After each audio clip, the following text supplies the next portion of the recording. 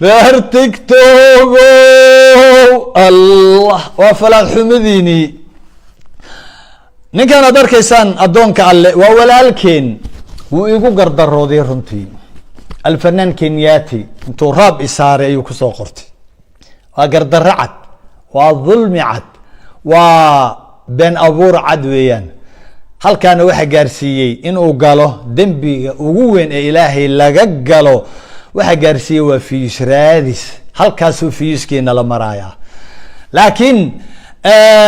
waa u cudur daareena walaalkeena jahli baa u geeyey runtii ima necba maadaama fiyusun ay tahay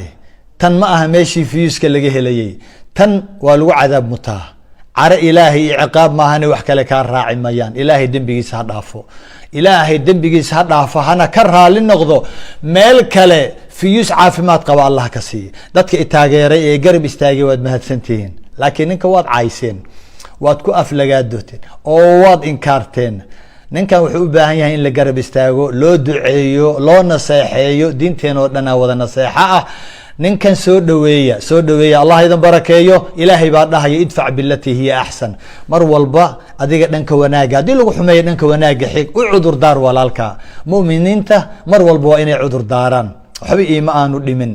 annaga ilaahay baa garabkeena ah runtii ilaahay baa dhahaya laa taxsabuuhu sharan lakum bal huwa khayrun lakum ha u malaynina in shar ay idin tahay dulmigan iyo caydan iyo aflagaadadan lidin geysanaya maalin walba khayr bay idin tahay maxaa yeelay dembiyadeena lagu dhaqaayaa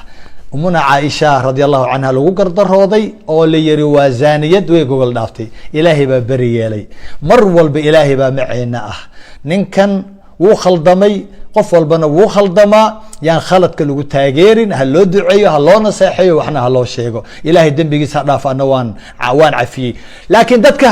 uu weydiisanayo fiyuska ee ugu deeqaya laafka ugu deeqaya sheerka war dulmi baad ku caawinaysaan iyo gardaro waxba uma qabanaysaan war ilaahay ka baqa ninka hala caawiyo allah dhahayo walaa tacaawanu cala alithmi walcudwaan war dembi iyo colaytan ha isku caawinina walaalkiin caawiya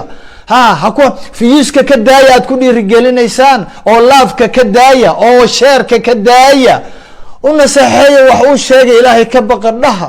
taasaa walaalnimadu ay ku jirtaa dembigeena allah dhaafa laakiin sheerkan iyo fiyuskan kumanaanka ah ilaahay hortii maxaad dhihi doontaan waad dhimanaysaan anna waan dhiman ilaahay hortii baynu tegaynaaye kala noqda lifekan iyo fiyuskan kala noqda allah idin barakeeyo waan idin cafiyey